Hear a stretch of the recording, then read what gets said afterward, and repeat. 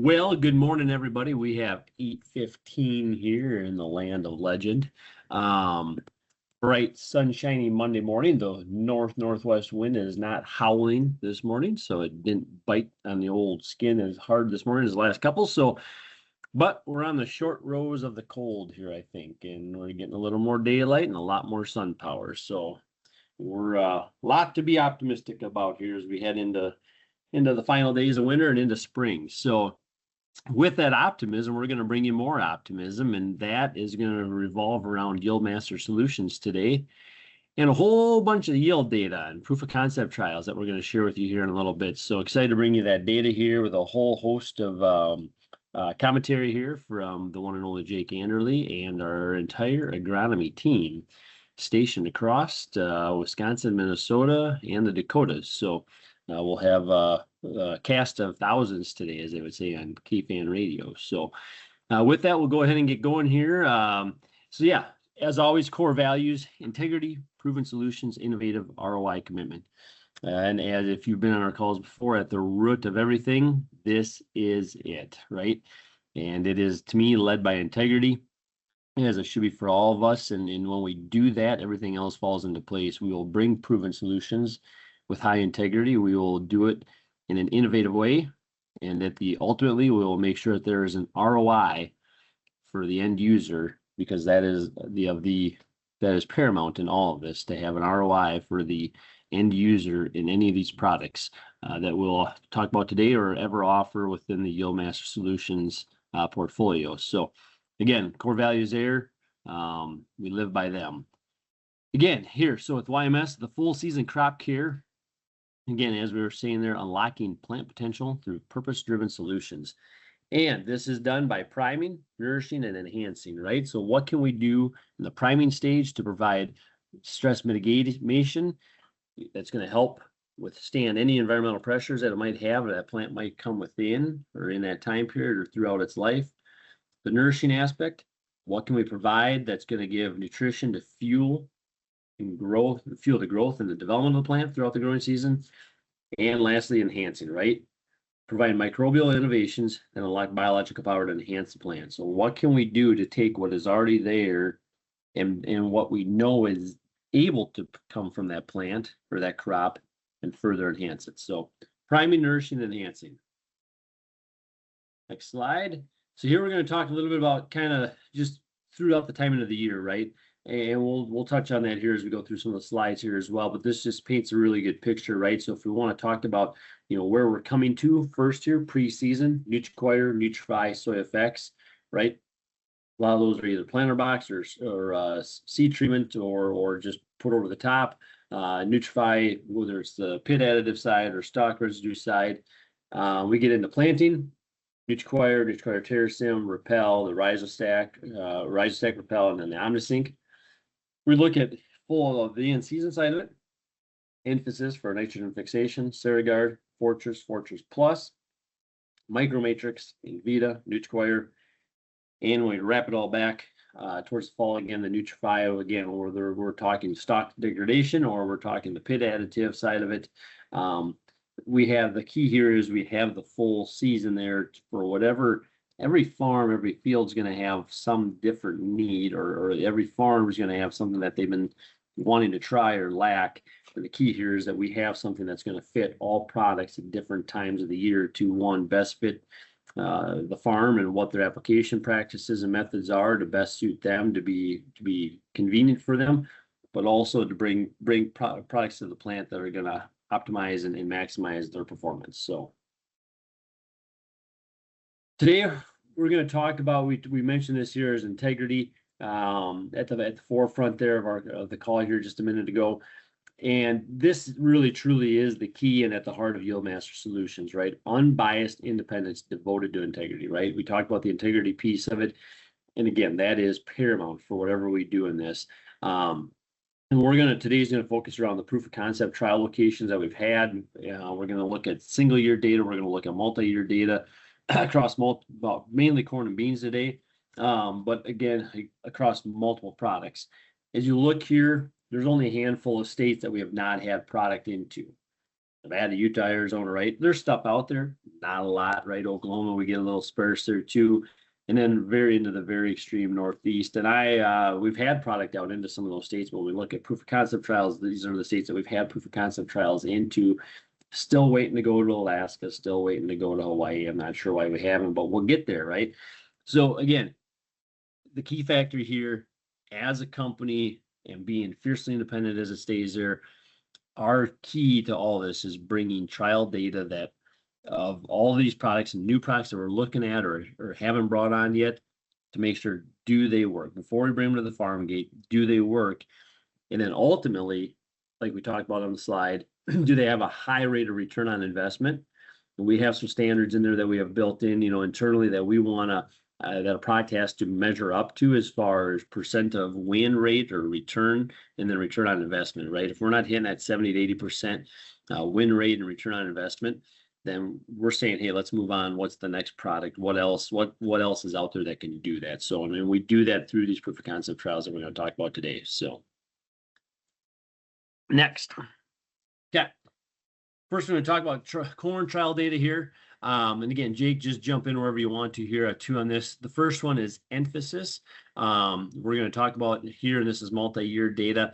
14 data points is going to be a few less data points here. And as you'll see, the next product we'll talk about will be Invita, right? So emphasis is the dry formula of the old, what was Invita or that brand, but this is the dry formulation of emphasis, right? So many of you guys have seen that or hopefully have used it or will be looking at it this year.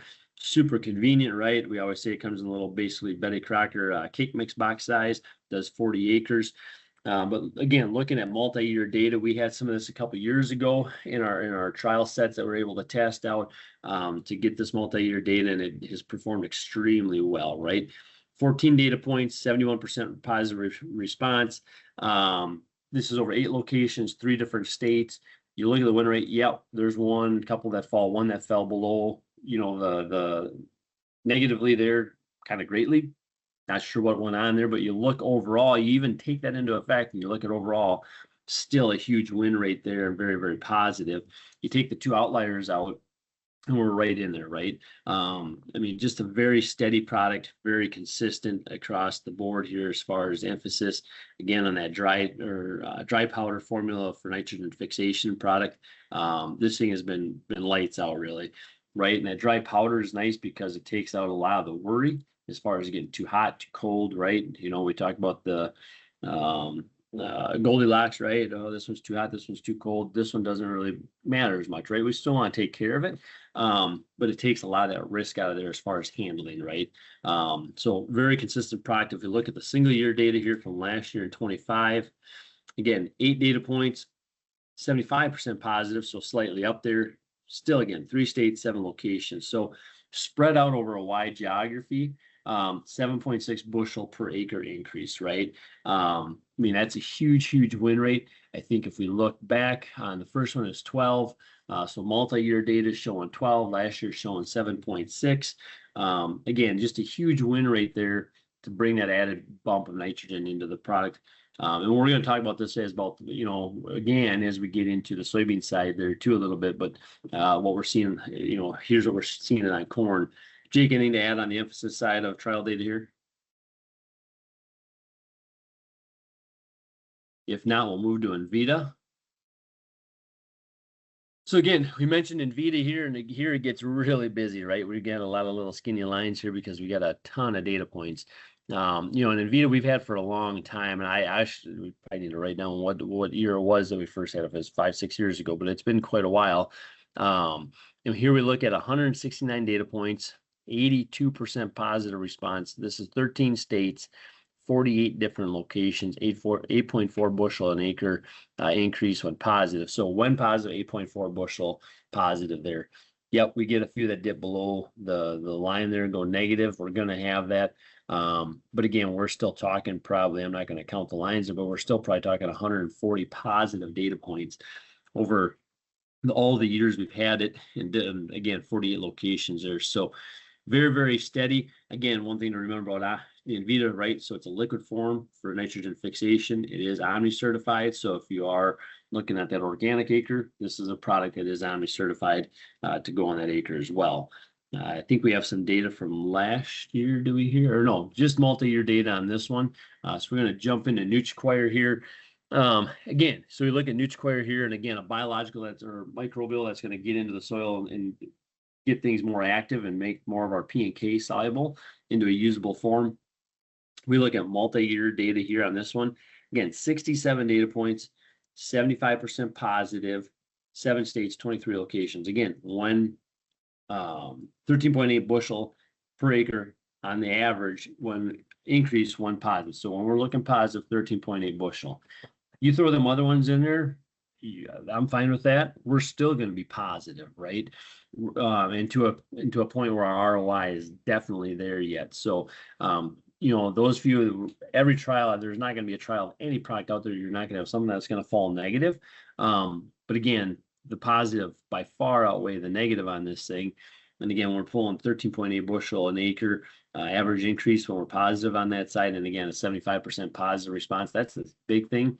Yeah, we talked about we want to be 70 to 80% positive win rate on these products. And this one definitely checks the box for theirs. So we look at last year's data. Again, we're getting to the point where we've had this a lot, so we're still testing it, but not doing as many data checks on it. Again, last year we looked at 5 data points, 80% positive win rate. So we got the one that falls off there by about a negative half bushel. That one you could talk about, it had just been combine or harvest, who knows what went on there, but that's pretty minuscule. 3 different states on this one, 4 locations. Again, 5.2 bushel average increase there. Again, you look at the yield there, we're looking at just a little bit above 2, a little bit above 3, a little bit above 4, and then 7.5 there. So very, very, very steady yield increase on the NutriQuire here as well. So, Jake, anything to add to point here? Yeah, I'm back now. Sorry about that. You're I back. crossed the La Crosse Bridge back into Wisconsin from Minnesota, and I knew that was going to happen. But guys, going back to the end. Well, just so you guys can paint the picture here visually, right? So Commodity Classic is starting this week. Jake and Mitch Bass are going to be driving down there to help with the YMS team, and they're part of the YMS team to be down there and do that. So, but they're driving down, right? So I just want you guys to get a picture in your head. They rented a car. I'm not sure if it's the same vintage as the movie, but if you guys have seen Tommy Boy, this is exactly what I have envisioned going on for the next day and a half as they travel across country. So we have the picture. Go ahead, Jake.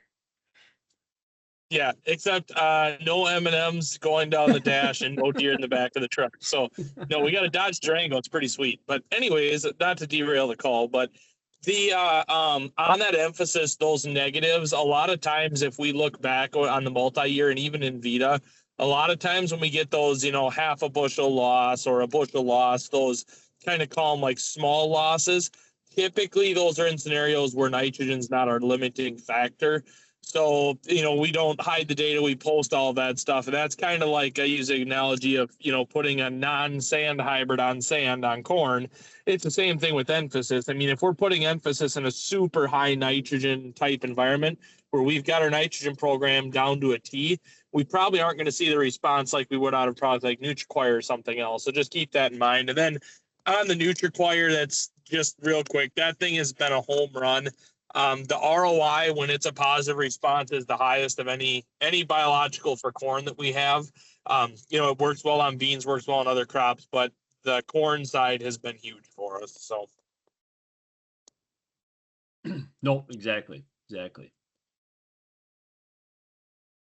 We touched on that. So we're going to get into Rhizostack here. And again, so this is on corn. We'll talk about Rhizostack again coming up here with the new biological treatment in there as well, the 601.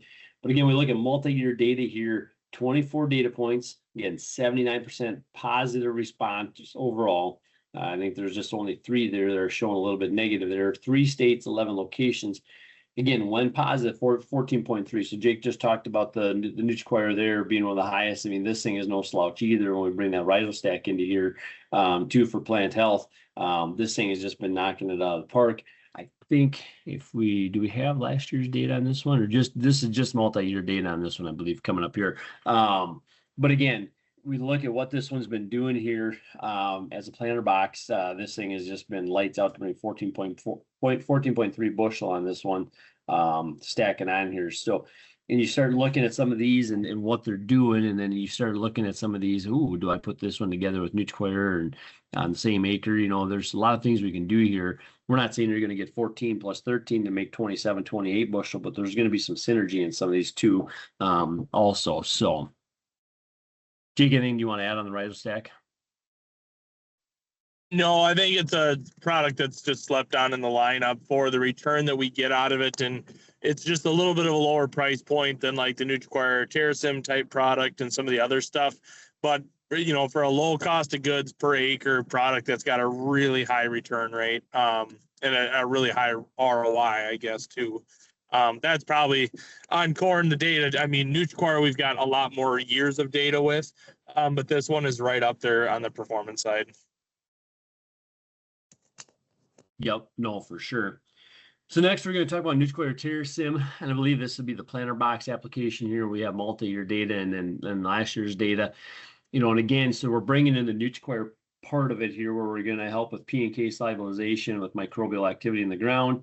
Then we're going to bring in the Terrasim, which is going to help with plant health, right? So two different things that we're bringing into the plant, one to make more available to the plant, one to help protect the plant and make it healthier. And when it does become under periods of stress or defense, it's going to kick in and say, hey, I'm not going to go into defense. I'm still going to be on the offensive mode, right? If something happens to me, I'm not going to just huddle up in the corner and cower. I'm going to keep fighting. That's what the Terrasim is going to help us do here. So two different modes of action here, kind of, or two different things that we're going after. But again, we look at 32 data points, 72% positive response, 6 different states. Hawaii is on the little map there. I'm not sure if we're in Hawaii, but I don't think so. But 6 different states, 24 locations. So again, good cross-section geography here against many, many acres with the Nutriquire Terrasim, an 8.5 bushel increase from positive. I think if we look at this last year's data, we're slightly higher coming up here. So yeah, 25 data here. So 17 data points in 25, 76% positive response, 5 states, 14 locations, 9.8 bushel an acre increase from positive. So yep, we get a few that dip negative there. But again, when Jake talked about the Invita and some of that stuff, same deal here. You know, if I don't know where these fields were, what spots they were, you know, but if they were high P and K, high manure area fields with high levels there and things are all good and cooking along, right? We're probably not going to see that increase. But again, 76% of the time, you know, anybody that goes to, you know, Vegas or anywhere, 76% win rate, we're going to put some money down, right?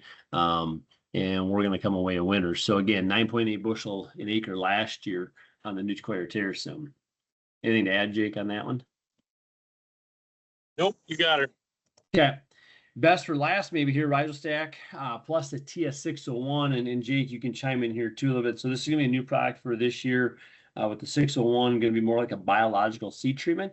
And we're going to continue next year. I would say you're going to see a ton more data points on this one on corn and beans. We're going to keep on testing this thing. We're going to do some more testing in conjunction with some other new seed treatments that are out there this year. So just to kind of tease you a little bit, there's going to be a lot of stuff we're going to look at with this one to see once again, keep seeing that positive response, but then is there synergy with other products too that are out in the marketplace and some that we'll be adding into our base seed treatment more on the soybean side. But again, this one here, we look at 25 data, so brand new last year. So we're looking at 10 data points, 80% positive response, 9 locations, 3 states, 4.8 bushel an acre increase. So again, adding in the Rhizostack with the 601 biological seed treatment, we're getting a 4.8. So we're bringing in a high basically right at 10. We have one negative that looks like about 3/4 of a bushel. And then we're one that's negative that may be about 1/10 of a bushel, and then we're going positive. So, I mean, super, super promising here on this side of it. I think visually, you know, when we looked at this product last year in the field, there was visual things that you could see and pick out on this one, and just as far as plant health and some of the diseases that were out there and that were definitely prevalent last year. So just a super, super good product that we're pretty excited about. Again, that data point is going to exponentially grow here as we go into next year. So, Jake, anything on the 601? Yeah, so this is one that was just kind of an EXP. We will have the planter box eventually, or have that option down the road. Just know that on the corn, it was kind of a a trial, if you will. But it did very well. I will say a couple of those lower yielding ones that are on the, I don't know, I can't remember off the top of my head if they were the negatives or just slightly positive, but I had a couple trials that got lumped in here that had pretty severe hail damage to the point where we were losing plant stand. Very inconsistent. You know, you'd go down a row and you'd have 20 plants in a row, and then you'd be missing 6 that got snapped off. And then it was a whole field trial. So like, you know, when you're in a 210 bushel environment and the average is 150, it gets to be kind of hard to how much do you trust that data. But all the other ones though, when you got, you know, essentially nothing messing with that trial or no outside influence, this thing was a home run this year. So especially with all the disease, you know, you could go from South Dakota clear across to Michigan and there was leaf disease everywhere, whether it be northern corn leaf blight, tar spot, southern rust, you name it. And that's why this one really shined well this year. No, for sure, for sure. Awesome product, and we're excited to see what the data is going to look like this next year here, and to watch this one here through the spring and then through the growing season to see all the data on this one, and then just kind of watch and take notes on this one through the season. So we're gonna kick it over to Mr. Tyler Price in South Dakota, and he's going to talk a little bit about some local data out there. Good morning, everyone. So Good morning. yeah, I'm out here in South Dakota. We had a lot of stuff over here in our Willow Lake test plot. The two that I'm going to talk about is Rhizostack TS601 and the Repel. And as you can see on your screen here, we had the seed hybrid 9503. For the TS601 and Rhizostack Repel, we had a 10 bushel acre advantage on that acre. It looked really good out in the test plot. You know, we did some digging out there, did some checks. We had that plant looked really healthy later on in the growing season. It had really good roots under that plant too. So I'm chalking that up to the terrasome that's in there, and then that 601 just kept that plant a lot healthier, a lot longer than a lot of the other ones out there. And I got to see the Rhizostack plus the 601 on some soybeans out here too, and that's going to be no slouch too, so I'm excited for that also. And then kind of switching over to the Rhizostack Repel, we also had that out in Willow Lake. We did get a 5 bushel acre advantage on that, and I like telling people guys that, but I really like telling them, you know, we're putting that Repel out there for that later season corn rootworm pressure, you know, to help out with your traits, with your insecticide. You know, we don't really want to use it as a standalone, especially in a heavy pressure area. We really want to use that as kind of the backup. And we happen to get 5 bushel acre advantage on it. So yeah, really excited about this product too. Nope, sounds great. Sounds great. I think next one up is going to be Mr. Dan Olson coming from New Ulm, Minnesota. Hey, good morning, everybody. Yeah, just highlighting a couple products here. The emphasis on our 9503. So I'm going to be visiting just on the Fairfax location. So that's sort of that south central Minnesota. So emphasis as we look at that, we definitely saw that 6.8 advantage. So this was applied foliar. So a big thing about our growing season this past year is we definitely got rain, especially as we moved to that central Minnesota. So, you know, we probably started off with our nitrogen out there, but guess what? Mother Nature gave us a lot of water, maybe pushed some of it south. This emphasis, you know, was colonizing on that plant as we put it out there, and it helped that plant finish strong, you know, grabbing nitrogen out of the air, out of the soils. You know, to help that plant finish off. So gave us a nice yield there. I mean, moisture wise, yeah, we maybe had a little bit, but guess what? We were healthy. We were going. We were still bringing that yield potential that we need to get out of every acre out there. So very nice, you know, product to use out there. As we talked earlier, yeah, are we going to use it everywhere? No, but guess what? It does give us a little forgiveness as, you know, Mother Nature changes our, you know, our growing season as our nitrogen and so on. So great product, very easy to use out there, just to give you that little insurance and just help finish that strong. Again, now I'm going to jump over to the NutriQuire. Again, this is foliar applied. on the 9503. So a little background on, the Fairfax area. Soils are actually very, very good soils, nice, dark, rich. But, one sort of the, thing we have up in there is our pH tends to maybe get pretty high in some areas and so on, which Steve talked earlier, when some of those pHs and so on, our soil sort of tie up some of our nutrients that are very important to that crop's life cycle. And if you remove some of them or take them away, it's, some limiting factors that, won't allow us to get some of that top yield potential. So as we put it out in Fairfax there, we got a nice 5.5 bushel advantage. Very well worth it. I mean, this is a product, as we looked earlier in the presentation, just high win rate, very good in general. I mean, just giving that plant all the nutrients it needs, at least help get to it. So yeah, two nice products that are very easy to use and can be mixed as you're doing your normal application across that field. So yeah, great product there. Sounds great. Thanks, Tyler, and thanks, Dan. No, spot on and good data there, and nice to bring it back home with some local stuff there. So we're going to jump into the soybean trial data here a little bit. And first up, we're going to talk about emphasis on soybeans. We have, I think we have 25 data and we have some multi-year data. And you might say emphasis on beans. We don't need nitrogen on beans. They make their own, right? Well, on average, I think it's about 3.5 to 4.8, almost 5 pounds of nitrogen per bushel of soybean, right? And on average, depending on ground conditions, blah, blah, blah, blah, blah, right? They're going to fix 50 to 75, 80% of their own nitrogen, right? So you think, hey, they're a legume, they're going to fix it, we're good. Well, I just said they're going to fix 50 to 75, maybe 80% tops if everything's right on their own, right? So there's going to be a portion of it that's missing. And there's been tons of nitrogen studies, and we're not going to get into the weeds on that as far as nitrogen on soybeans. The thing that I know on soybeans, and I've done some myself, it's a timing issue when you apply nitrogen. I've done it where I proved 150 pounds of nitrogen on beans paid for itself. It was on accident, but when I did the math, there was an ROI, right? But it's a timing issue of when that plant needs it and when it gets it, so we don't turn it into a big vegetative plant. So the nice thing with emphasis is it's there every day, right? It's there every day, and it's able to take that atmospheric nitrogen that it's when it's pulling in the oxygen to strip off the carbon. Now we can strip off that little NO2 molecule off there, right?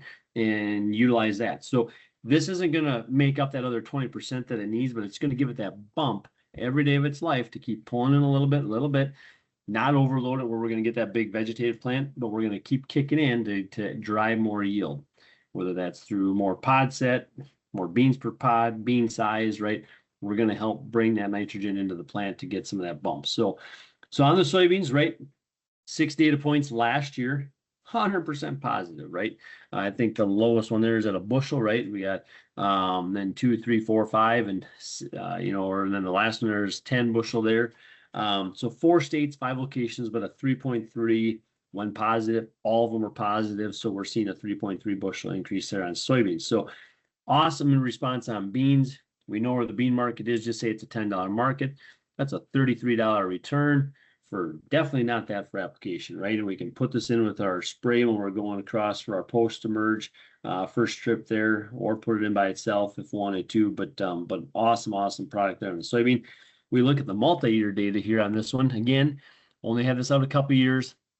We're talking 8 data points. Again, 100% positive, 4 states, 6 locations. So if you run into somebody, we talked about some of those negative on corn and beans, right, or on the corn side, which we're always going to have, and we're going to come into that as on the bean side at some point in time too. But again, when we talk about a legume and a different crop and them needing it all the time, I think it stands to reason.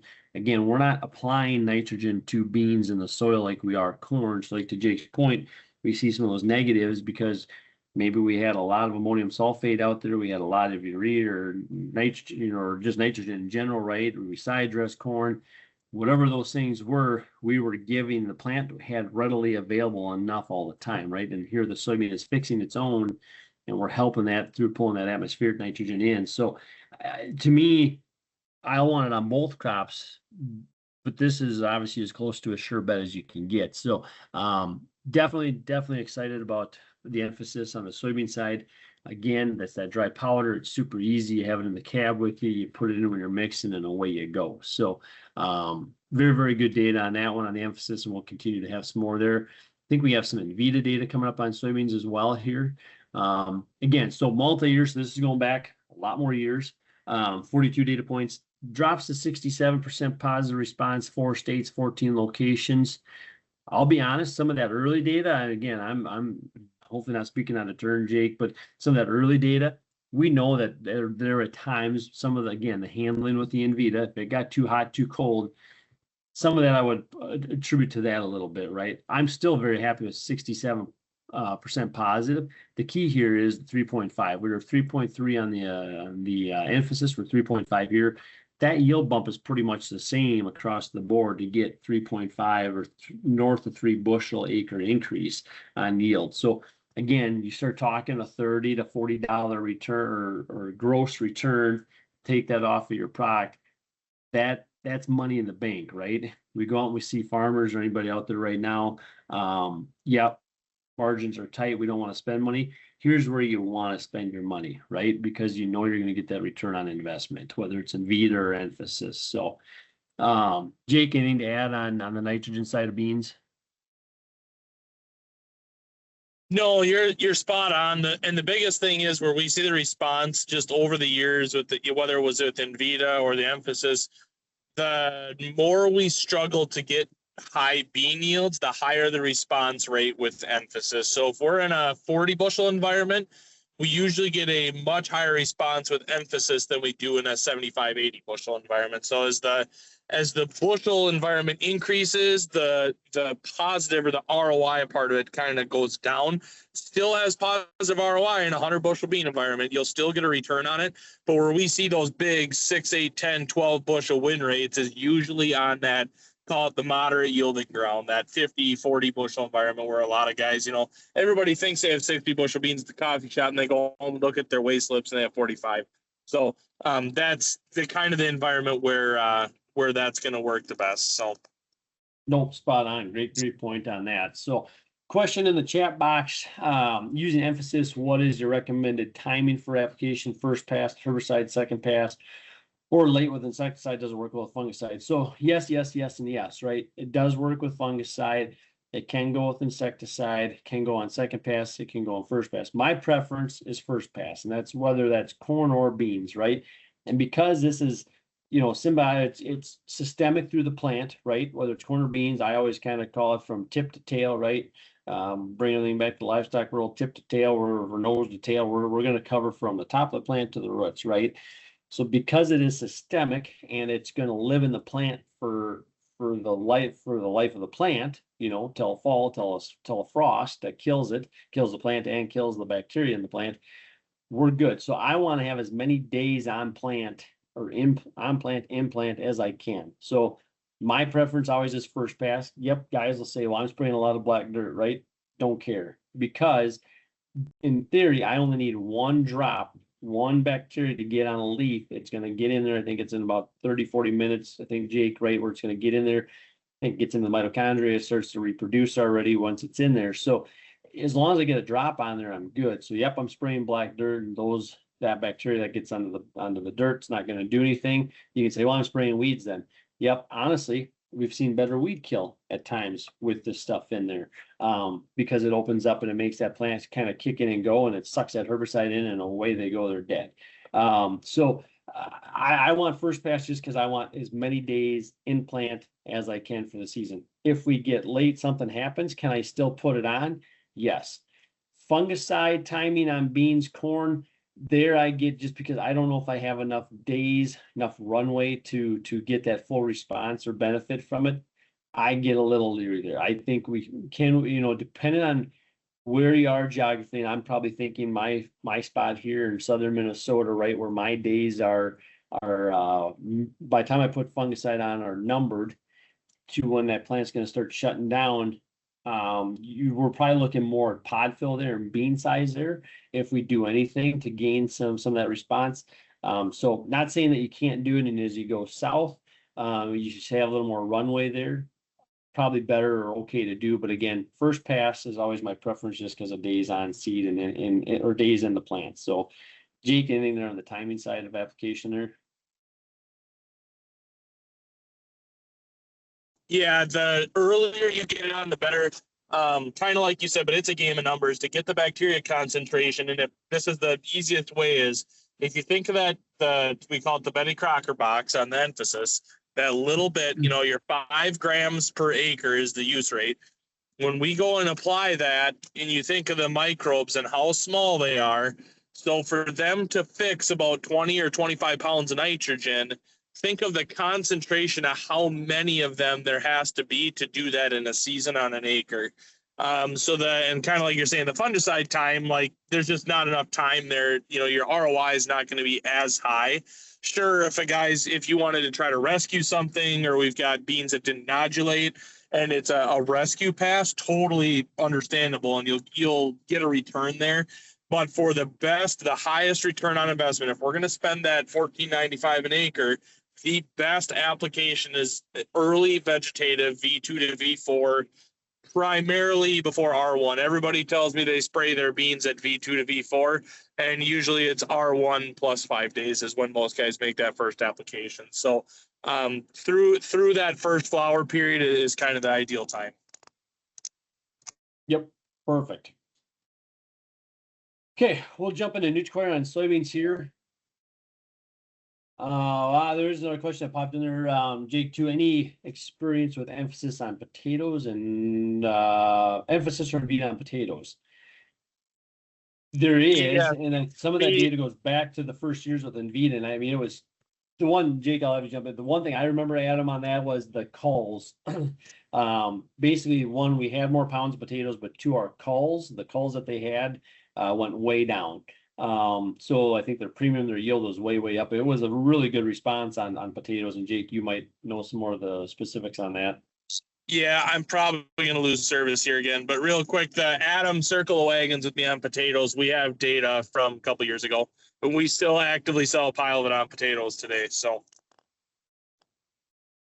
Yeah, no, great product there. So, if you got a little dab or for your garden too, it doesn't hurt there at all. So, Nutri-Square on soybeans. Okay, so 25 data here. We're looking at 4 data points. Again, 100% positive response, 2 states, 4 locations, 1.3 bushel an acre average increase here. We do have some multi-year data. We can jump to 2 right away here. So again, we bring in the multi-year. We're looking at 36 data points, 89, basically almost 90% positive response there. 4 states, 11 locations, 4.4 bushel, right? So little different last year. We only are on the 1.3, only 4 locations there. Again, weather, I'm not sure where all the locations were. We'll probably talk about them in a minute here with the agronomist there. But again, 1.3, but you look at the multi-year data, 4.4 bushel increase, huge positive, very good win rate there at 89% positive or 89% positive response. Again, we looked at the other one, it was 100%. So the key there is the positive response on this product is definitely there.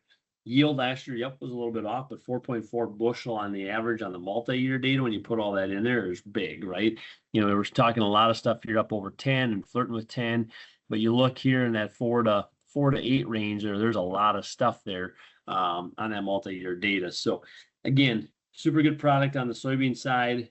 Can get put in with your pre-emerge, your post-emerge, put in the planter box, however, whatever method you want to do there. But very good product on the soybean side. Jake, if you haven't fallen off the earth yet, anything on Nutri-Square you want to add on the soybean side? It's huge on beans. It's big, and it's my favorite on beans. I'm not a big fan of in-furrow on soybeans with any product, especially in areas that can get dry. My favorite application with soybeans for Nutri-Square is put it on with pre-emerge herbicide. Put it on with a pre-pass. It gets on. You don't have to think about it. You can put it on with a post-pass. It's just same thing, right? The timing, the earlier we get this product on, the more time it has to make phosphorus available, the more time we let that plant take that phosphorus up. So. Nope, spot on. Okay, so we'll switch in. We'll talk about soy effects. Now, this is a seed treatment only. that we've used it on. We got data here from last year, and then we have multi-year data. So last year, just talking 2 data points, 100% positive, 1 state, 1 location, 8.3 bushel average increase. So big win rate on this one on the soil effect side. We jumped to the 2-year or the multi-year data on this one. And again, we're looking at 96 data points, 61% positive response, 6 states, 32 locations, 3.9 bushel positive, 1 positive increase there. So thing with soy effects, we've always said, is this one, it's going to give you more branching. It's going to have probably more pod fill. It's going to increase your soybean size, seed size a little bit. Big thing with this one, we always talk about, very good product.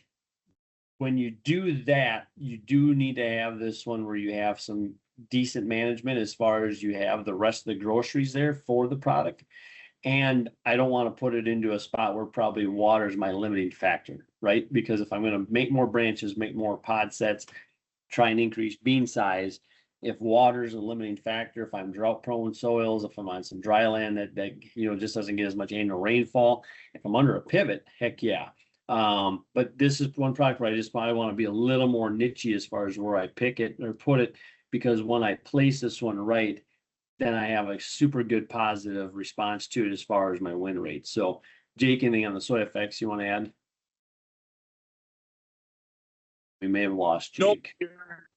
Nope, you're spot on. You're about to lose me for about 30 seconds, but I'll be back. I Sounds gotta good. go up a mountain. Climb the hill. Okay, we're going to shift into Rhizostack on the soybean on the multi-year data side here. So we just have the multi-year data here, but 14 data points, 79% positive response, 3 states, 8 locations, 7.5 bushel an acre increase. Okay, 7.5 bushel an acre increase. Very, very, very good result there on the Rhizostack. Okay. So we start talking about what this is doing for the plant, and we're getting that kind of response on soybean 7.5 bushel. Again, just use $10, rough math, $75 an acre response or return when it's positive. That's pretty darn good, right? So can't say enough on that one there. And I'm not sure if we lost you, Jake, there on the Rhizostack, but you've been dealing a lot with this one here in the last year or so, and we're going to do a lot more on it here. Anything to add on this one if you're back up the mountainside in Wisconsin? He might not be yet. We can touch back on that one once he gets back online here, but again, huge increase there. We'll have a whole bunch more data on that with a couple of some other stuff probably this going into next year as well. So next, Nutri-Square Terrasym. So we talked about this on the beans. Again, we have the Nutri-Square and we have the Terrasym. So the Nutri-Square for the P and K solubilization, Terrasym for the plant health. Again, this is last year's data. Then we have some multi-year data come up here. 3 data points, 100% positive again. 3 locations, 2 states, 3.4 bushel on average, right? So good response there. We look at the multi-year data on this one. Again, so with 13 data points here, 77% positive win rate when we go into the multi-year. So still very, very strong. 4 states, 10 locations, rated a flat 3 bushel an acre increase when positive.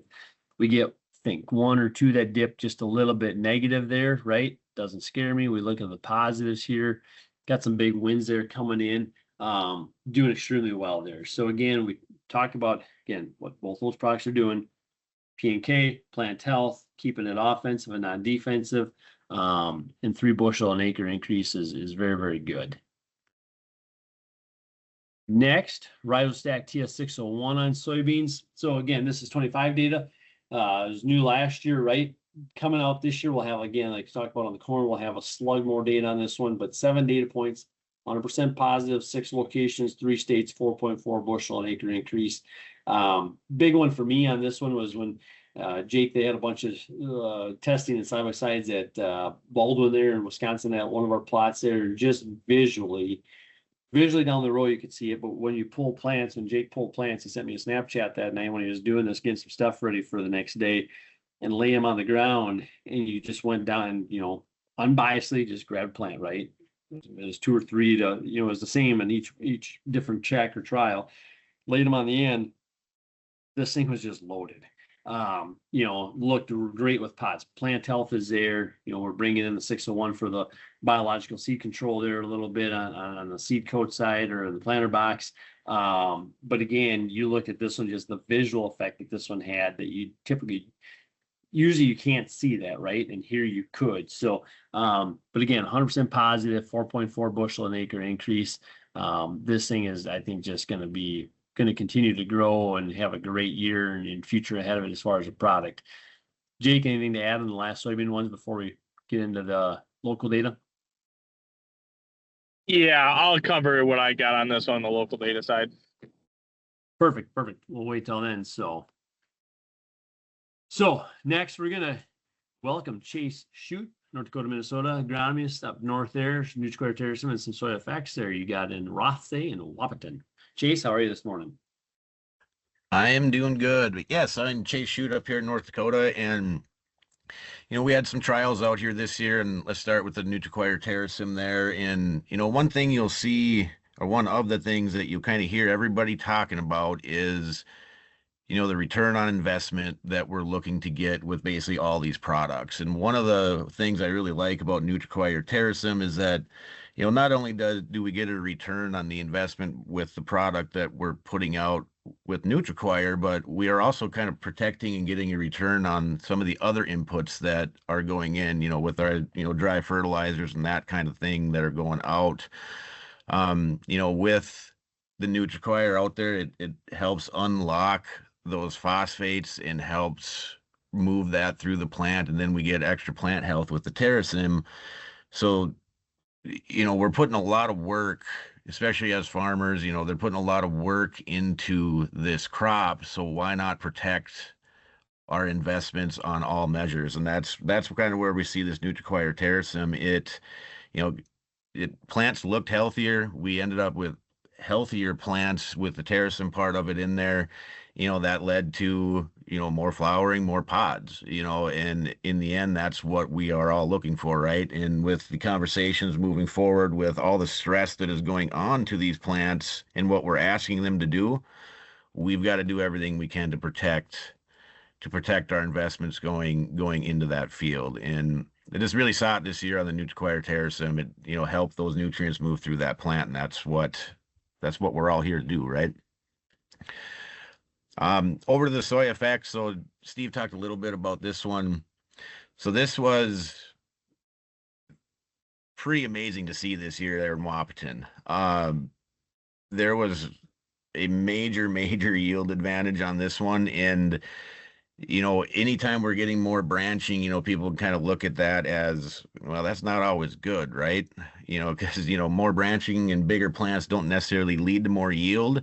But if we can get more branching, harvest that sunlight, and then get more flowering on top of that, which leads to pod fill, or leads to more pods and then leads to pod fill and then leads to bigger seed, then we can really start seeing the yield advantage on this. And this was very obvious in this trial over there. The plants just really never stopped throughout the year.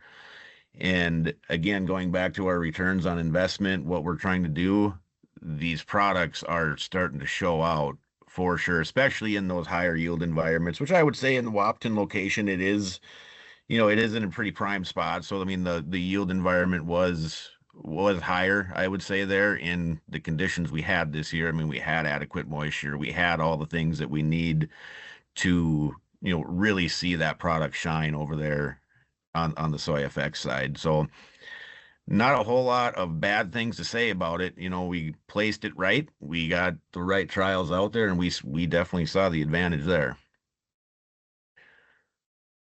Sounds great. Thanks, Chase.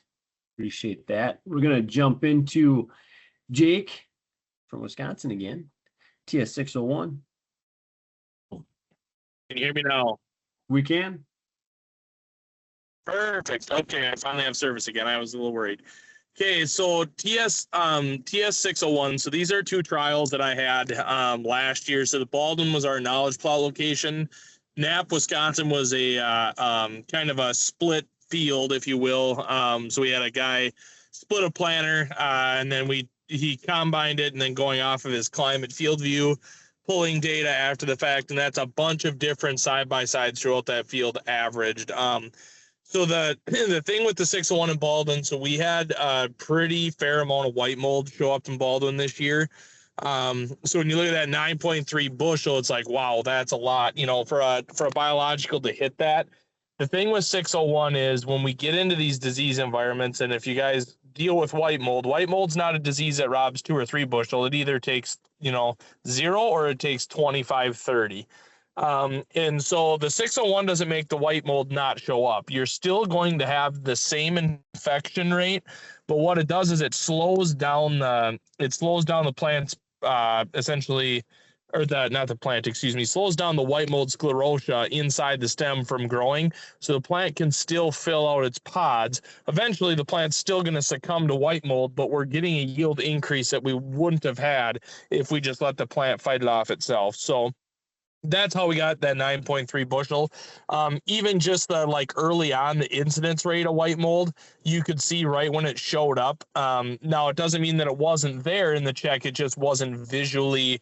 We couldn't see the whitish mold on the nodes that comes out as kind of the after effect, and that's a part that everybody sees. But it's not the mold that does the damage; it's the sclerotia inside the stem. So now walking the trials, and this is something I thought was very interesting, and I don't have it on here, is when we combined that, there was sclerotia in every single entry, in the samples. I'm doing the moistures and test weights. But, visually, you couldn't see the symptomology as much in the 601, but the sclerotia were still present, just as high concentration in the sample. So what that told me was it allowed the plant to do what it's supposed to do and fill that out without letting the sclerotia completely plug that stem up. So in Knapp, Wisconsin, so interestingly enough, the SDS, anthracnose, a couple other diseases like Cercospora showed up there. Wasn't really white mold, but the 601 label also is labeled for SDS. And so that is what that's what really hit that trial hard. And so same thing, that was that one where it was split planted, and you could literally walk down, and we counted the rows, and we went across the entire field making observations, and you could pick it out from about 60, 70 yards. You could pick out the splits in the field just based on the color. If you walk enough soybeans after leaf drop, you can see the kind of the chalkier white, kind of looks like they prematurely died, just like anything else. But you can see those sudden death plants that are dead, and you can pick out that color difference. It was all same variety, obviously, but we picked up 3 bushel there. So, not a huge giant, win rate, but it was consistently and that's an average across the field. It was consistently from 2.5. I think the highest we had in there side by side was 5, but it was just that consistency of performance across the field, no matter where we pulled the data from. It was, 2.5 bushel, 3.5, 4.5, 3.5. And it did a tremendous job. And this last year is probably a poster child for a product like 601 working. In Wisconsin, we had very high disease pressure on both the corn and the bean side. One other thing I just wanted to cover really quick though too. So we on the Yield Master side, so a lot of the products that are in the portfolio are biological based or have bacterial bases. Products like our Fortress, our Micromatrix, the Saragard, we're moving towards a lot of products that are in the portfolio now that are not 100% biological based. So it falls under the Yield Master Solutions brand, but they're not biological type products. So they're not actually living organisms. They're hard chemistries and plant nutritionals versus the straight biologicals. So sounds great. Awesome.